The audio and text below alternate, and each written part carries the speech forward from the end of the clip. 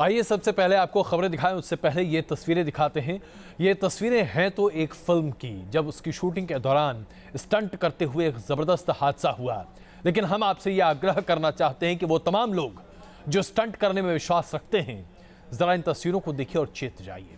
कर्नाटक की राजधानी बेंगलुरु में कन्नड़ा फिल्म की शूटिंग के दौरान 2 स्टंटमैन हेलीकॉप्टर से झील में कूदे। वो कूदे सफलतापूर्वक, लेकिन उसके बाद उनका कुछ भी पता नहीं चल पाया। ये स्टंटमैन हेलीकॉप्टर से कूदे थे, लेकिन पानी के बीचों बीच जब ये कूदे, उसके बाद कहां चले गए इसका पता नहीं चल पाया। स्टंट में दरअसल हवा में लड़ाई करते हुए इन्हें पानी में गिरना था और ऐसा ही ये कर रहे थे, लेकिन उसके बाद ये लापता हो गए हैं। अभी इनकी तलाश जारी है, लेकिन ये प्रदर्शित करता है, ये आप तस्वीरें भी देख रहे हैं कि इस तरह के स्टंट को करने से पहले कितनी सावधानी बरतनी चाहिए। और आइए अब आपको दिखाते हैं हमारी आज की खबरें। अच्छे दिनों की शुरुआत हो गई है, ये बात हम नहीं कह रहे, ये बात कह रही हैं रांची की श्रेया प्रदीप, क्योंकि उड्डयन राज्य मंत्री जयंत सिन्हा ने फ्लाइट में श्रेया और उनकी बीमार मां को अपनी सीट दे दी थी। मंत्री जी की इस जिंदादिली से श्रेया बहुत खुश हैं और उन्होंने अपनी खुशी ट्विटर पर सबके साथ साझा भी की है। श्रेया ने जयंत सिन्हा के साथ ली गई अपनी सेल्फी को साथ में ट्वीट करते हुए कहा कि फ्लाइट में मेरी बीमार मां और मेरे लिए खुद उड्डयन मंत्री जयंत सिन्हा ने अपनी फर्स्ट क्लास की सीट छोड़ दी और उन्होंने इकोनॉमी क्लास में सफर किया। यही तो अच्छे दिन हैं, और इससे अच्छे दिन क्या हो सकते हैं। ये तस्वीरें आप देखिए, जयंत सिन्हा ने एक बीमार महिला को अपनी फर्स्ट क्लास की सीट दे दी और इस बच्ची को वाकई में ये बात बहुत दिल छू गई। और आइए आज की बड़ी खबर अब आपके सामने प्रस्तुत करते हैं। दिल्ली और उसके आसपास के इलाके में दम घुटने जैसे माहौल की बात न्यूज नेशन पर पिछले तकरीबन 10 दिनों से हम लगातार करते चले आ रहे हैं। जाहिर सी बात है, इसका कोई असर कम से कम होता दिखाई नहीं दे रहा। यह बात अलग है कि पिछले 3 से 4 दिनों के बीच लगातार जब दिल्ली सरकार पर जोरदार दबाव पड़ता गया, केंद्र सरकार का अंतर्राष्ट्रीय स्तर पर जब निंदा होती दिखाई दी, तो दिल्ली सरकार अब जरा हरकत में आती दिखाई दे रही है। लेकिन सवाल यह उठता है कि आखिरकार इस प्रदूषण की जिम्मेदारी किसकी है? दिल्ली की जनता दिल्ली की सरकार को चुनती है, ना तो एलजी को चुनती है और ना ही केंद्र सरकार को चुनती है। दिल्ली की जनता हरियाणा और पंजाब की सरकारों को नहीं चुनती। इसलिए दिल्ली की जनता अगर आज हिसाब मांगना चाहती है तो अरविंद केजरीवाल से मांगेगी। लेकिन अरविंद केजरीवाल की सरकार और उनके मंत्री जवाब देना तो दूर, सिर्फ पल्ला झाड़ते दिखाई देते हैं और फिर वो हरकतें करते हैं ऐसी जिसे देखकर आपको वाकई में मन करता है कि अगर सरकारें ऐसी होती हैं तो इससे बेहतर है कि सरकारें न हो। क्या आप समझ सकते हैं कि पेड़ पर पानी डालने से क्या दिल्ली का प्रदूषण कम हो जाएगा? क्या फुटपाथ को साफ करने से पानी से दिल्ली का प्रदूषण कम हो जाएगा? हमें समझ में नहीं आता कि जिस व्यक्ति की खांसी थमते नहीं थमती थी सत्ता संभालने से पहले, प्रदूषण भरे इस मौसम में उस व्यक्ति को खांसी नहीं आती।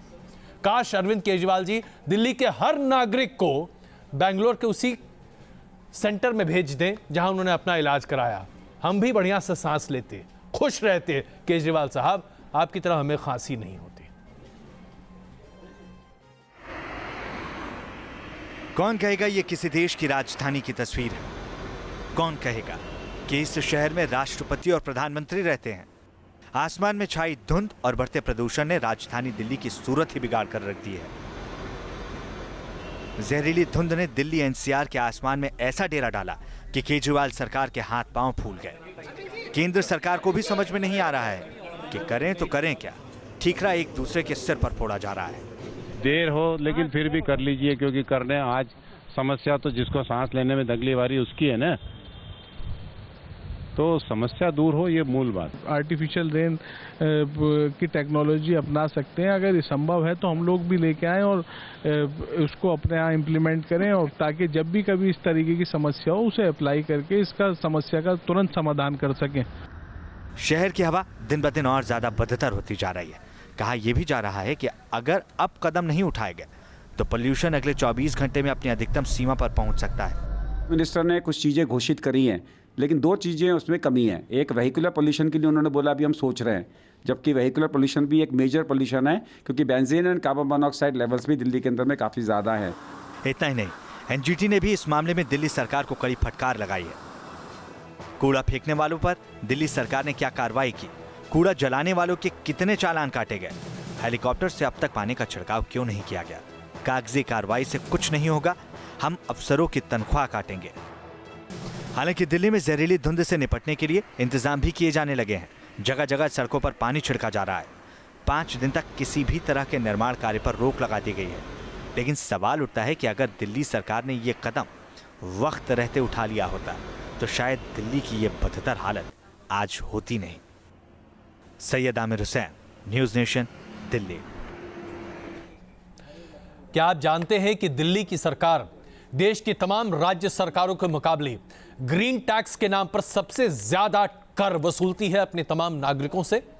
आज न्यूज़ नेशन दिल्ली सरकार से यह पूछना चाहता है कि भाई दिल्ली सरकार यह बता दे अपने तमाम नागरिकों को, उन तमाम जन अदालतों में जो दिल्ली सरकार चलाने का दावा करती है कि भाई वो ग्रीन टैक्स का पैसा कहां है, कहां इस्तेमाल हो रहा है, वो प्रदूषण से रहित दिल्ली का पैसा कहां इस्तेमाल किया जा रहा है? केजरीवाल साहब बता पाएंगे आप? नहीं बता पाएंगे। ठीक वैसे ही जैसे कि आपकी खांसी बिल्कुल ठीक है, लेकिन पिछले 10 दिनों से दिल्ली में रहने वाला हर आदमी अपनी जलती हुई आंखें और खांसी की वजह से परेशान है। हमें भी भेज दीजिए उस ग्रीन टैक्स के पैसे से उस क्लिनिक में जहां आप गए थे। इसके साथ साथ हम आपसे कहना चाहते हैं कि आज रात 9:20 पर क्वेश्चन आवर में हम आपको दिखाएंगे वो तमाम वजह जिसकी वजह से दिल्ली और उसके आसपास के इलाके में प्रदूषण का ये कहर है और कैसे तमाम नाकाम सरकारें हमारी जिंदगी के साथ खिलवाड़ कर रही हैं। उसके बाद आइए बात करते हैं कैसे कांग्रेस पार्टी में हर तरह के, एक तरह से यूं कहा जाए कि मानसिक अकाल की स्थिति आ चुकी है। ऐसा लगता है जैसे कि कांग्रेस पार्टी में गांधी परिवार से आगे कुछ भी सोच जाती ही नहीं है किसी की। राहुल गांधी को फिर से प्रेसिडेंट बनाने की मांग सामने रखी जा रही है। सवाल यह उठता है कि जब वाइस प्रेसिडेंट राहुल गांधी पहले से हैं और उसके बाद भी कांग्रेस पार्टी की नैया पार लगा पाना मुश्किल है उनके लिए, तो प्रेसिडेंट बन ही जाएंगे तो कांग्रेस पार्टी का क्या हो जाएगा? यह सवाल पत्रकार तो पूछते ही हैं, विपक्ष भी पूछता है, लेकिन कांग्रेस के किसी भी कार्यकर्ताओं को शायद पूछने की हिम्मत या अनुमति दोनों नहीं है।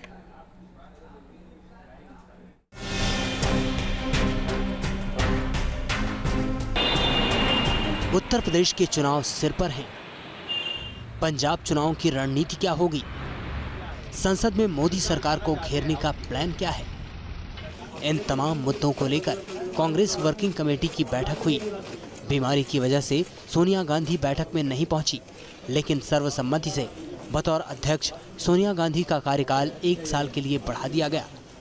तो दूसरी तरफ पहली बार वर्किंग कमेटी ने राहुल गांधी को अध्यक्ष बनाने की मांग भी की। सभी देश के करोड़ों करोड़ों कांग्रेस जनों, कांग्रेस नेताओं और कांग्रेस कार्य समिति के सदस्यों की मांग के अनुरूप भारतीय जनता पार्टी और मोदी सरकार की लोक विरोधी नीतियों से व्यापक जन संघर्ष चलाने हेतु आदरणीय श्री राहुल गांधी कांग्रेस प्रेसिडेंटशिप का कार्यभार संभाल लें। इतना ही नहीं, इस बैठक की अध्यक्षता राहुल गांधी ने की। राहुल एक्शन में भी नजर आए, मोदी सरकार पर हमला बोला। 1 रैंक 1 पेंशन को लेकर भी राहुल ने केंद्र सरकार पर झूठ बोलने का आरोप लगाया। मौजूदा मोदी सरकार द्वारा सैनिकों की बहादुरी का राजनीतिकरण किया जा रहा है, उसकी घोर निंदा कांग्रेस कार्य समिति ने की। सूत्रों के मुताबिक इस बैठक में यूपी चुनाव को लेकर भी मंथन का दौर चला। चुनाव में प्रियंका गांधी के सक्रिय रोल पर भी चर्चा की गई। हालांकि पार्टी ने इस बारे में पत्ते नहीं खोले। वहीं बीजेपी कांग्रेस की इस बैठक के बहाने राहुल गांधी पर हमला बोल रही है। और हम मुद्दों पर चर्चा के लिए तैयार हैं। हम तो खुल के ताल ठोक कर हम बोल रहे हैं कि हर मुद्दे पर हमसे डिस्कशन कर लें, किसी भी मंच पर कर लें, हम तैयार हैं उसके लिए। लेकिन उन मुद्दों की आड़ में पार्लियामेंट को बंद करने की कोशिश न करें, क्योंकि यही कांग्रेस की सोच रही है कि सरकार अपना कार्य न कर पाए। जाहिर है कांग्रेस के सामने चुनौतियां एक नहीं 1000 हैं। पार्टी को पुरानी साख और पुराना दम वापस हासिल करना है, लेकिन सबसे बड़ी चुनौती पंजाब और यूपी के चुनाव हैं, जहां कांग्रेस कार्यकर्ताओं को पूरा दमखम झोंकने को कहा गया है। कांग्रेस वर्किंग कमेटी ने राहुल गांधी को अध्यक्ष बनाने पर सहमति भले ही दे दी हो। राहुल गांधी अध्यक्ष न होने के बावजूद भी पार्टी के बड़े फैसले लेते हैं। खबर ये भी है कि आने वाले दिनों में कांग्रेस एक बड़ा सेशन बुलाकर राहुल गांधी को अध्यक्ष बना सकती है। वीडियो जर्नलिस्ट जयराम यादव के साथ मोहित दुबे, न्यूज़ नेशन, दिल्ली। अब जरा उत्तर प्रदेश की सियासत पर बात कर लेते हैं। ऐसा लगता है कि उत्तर प्रदेश में कांग्रेस और समाजवादी पार्टी के बीच गठजोड़ की स्थितियां अब काफी माकूल स्तर पर पहुंचती दिख रही हैं। अगर ऐसा नहीं है तो प्रशांत किशोर समाजवादी पार्टी के तमाम वरिष्ठ नेताओं से क्यों मुलाकात कर रहे हैं? यहां तक कि अखिलेश यादव से भी उनकी मुलाकात हो चुकी है। अटकलें तो ये भी लगाई जा रही हैं कि दरअसल कांग्रेस पार्टी नाराज है कि प्रशांत किशोर क्यों इतनी दिलचस्पी उत्तर प्रदेश में समाजवादी पार्टी के गठजोड़ के साथ करने पर आमदा हैं। तो क्या यह भी माना जाए कि प्रशांत किशोर शायद कांग्रेस का दामन छोड़कर समाजवादी पार्टी के साथ हो सकते हैं?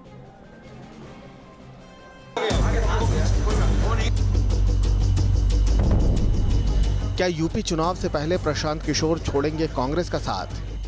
क्या प्रशांत किशोर से कांग्रेस का शीर्ष नेतृत्व नाराज है? आखिर प्रशांत किशोर और अखिलेश यादव की मुलाकात का राज क्या है?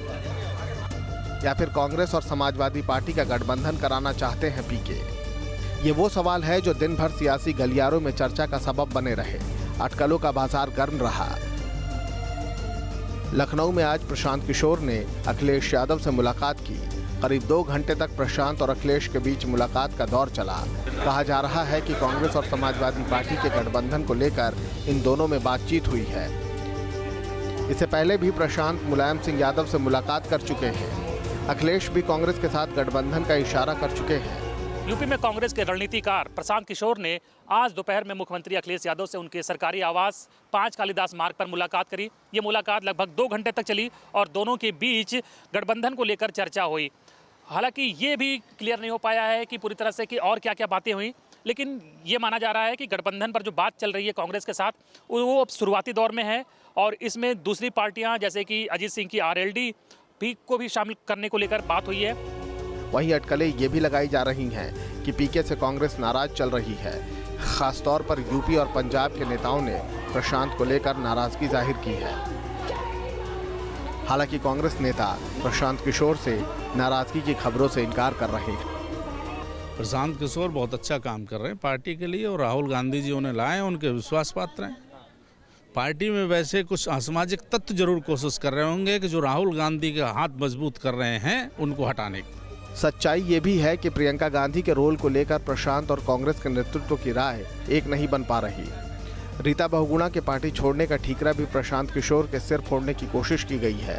हालांकि प्रशांत किशोर को लेकर ना तो कांग्रेस कुछ बोलने को तैयार है और ना ही समाजवादी पार्टी, लेकिन इतना तय है कि कहीं ना कहीं कोई खिचड़ी जरूर पक रही है। Mohit Raj Dubey, News Nation, Delhi. बीएसपी की अध्यक्ष मायावती ने बीजेपी की परिवर्तन रैली और समाजवादी पार्टी की विकास रथ यात्रा का ड्रामा करार देते हुए जनता से अपील की है कि झूठे वादों पर ध्यान न दें। आइए आपको दिखाते हैं कैसे उत्तर प्रदेश का चुनावी पारा लगातार चढ़ता ही जा रहा है। यदि भाजपा की केंद्र में बनी प्रधानमंत्री श्री नरेंद्र मोदी की सरकार ने अपने लगभग 2.5 वर्षों के शासनकाल में यहाँ अपने लोकसभा चुनावी वायदों का 1/3 कार्य भी पूरा किया होता तो फिर इनको अपनी परिवर्तन यात्रा आदि निकालने का ये सब ड्रामा आदि नहीं करना पड़ता।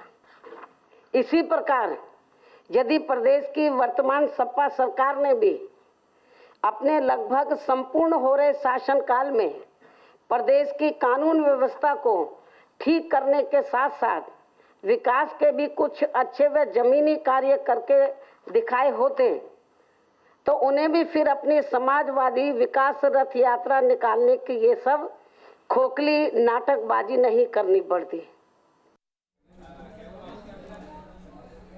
जवाहरलाल नेहरू विश्वविद्यालय में स्थिति अभी भी सामान्य नहीं हो पा रही। नजीब छात्र जो कि जेएनयू में पढ़ रहा था वो पिछले 20 दिनों से गायब है और अभी भी उसकी गुमशुदगी का राज किसी को समझ में नहीं आ रहा। तरह तरह की थ्योरी सामने आ रही है लेकिन पुलिस उसे तलाश पाने में नाकाम है और इसे लेकर अब बातें और बनती जा रही हैं। आइए आपको दिखाते हैं कैसे ये एक और बड़ा मसला जवाहरलाल नेहरू विश्वविद्यालय से जुड़ता दिख रहा है। हर जर्सी पर सिर्फ एक ही नाम, दिल्ली के जेएनयू यूनिवर्सिटी के गुमशुदा छात्र नजीब को ढूंढने की मांग रोजाना जोर पकड़ती जा रही है और इस मांग को आगे रखने के मकसद से जेएनयू के छात्रों की इस टीम का हर सदस्य अपनी जर्सी पर नजीब का नाम लिखकर मैदान में उतरे। इससे पहले जेएनयू के छात्रों ने नजीब को ढूंढने की मांग को लेकर दिल्ली की सड़कों पर प्रदर्शन भी निकाला। छात्रों को काबू में करने के लिए पुलिस ने हल्का बल प्रयोग भी किया। पुलिस ने कुछ वक्त के लिए नजीब की मां से पूछताछ भी की थी और पुलिस से पूछताछ के बाद जब नजीब की मां बाहर निकली तो उनकी जुबान पर बस एक ही गुहार थी, मेरा बेटा लौटा दो। मैं एक माह 22-23 दिन से दिल्ली की सड़कों पे घूम रही है, रोज जेएनयू के चक्कर लगाती है कि आज मेरा बच्चा लेके लौटूंगी घर, आज मेरा बच्चा। मेरे दिल से पूछे, जब मैं आती हूँ ना वहाँ से तो मैं दरवाजे पे रुक जाती हूँ और मेरी आंखों में आंसू होते हैं जब मैं घर में घुसती हूँ कि मैं आज फिर खाली हाथ लौट आई। लेकिन मैं ये कसम खा के बैठी हूँ, मैं जाऊंगी अपने नजीब को साथ लेकर ही जाऊंगी, चाहे मैं यहाँ बीमार हूँ या मैं मर जाऊं, मैं जाने वाली नहीं है बिना नजीब को लिए। मेरा नजीब मुझे चाहिए, ना मुझे पढ़ाना है, ना मुझे कोई किसी से कुछ कहना सुनना है, मेरा नजीब मुझे चाहिए, उसको मुझे दे दें, अभी दे दें, अभी चली जाऊंगी, कुछ लिखवाएंगे लिख दूंगी, कल अपनी शक्ल नहीं दिखाऊंगी। वहीं दिल्ली पुलिस ने भी नजीब को ढूंढने के लिए कार्रवाई तेज करने का दावा किया है। दिल्ली पुलिस ने नजीब को ढूंढने के लिए 8 स्पेशल टीम बनाई है और पुलिस को उम्मीद है कि जल्द ही उनकी जांच किसी नतीजे तक पहुंचेगी।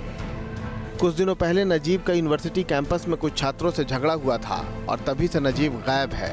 इस मामले को लेकर राजनीति भी हुई, बयानबाजियां भी हुई, लेकिन नजीब का अब तक कोई पता नहीं चला है। रुमानुल्लाह खान, न्यूज़ नेशन, दिल्ली।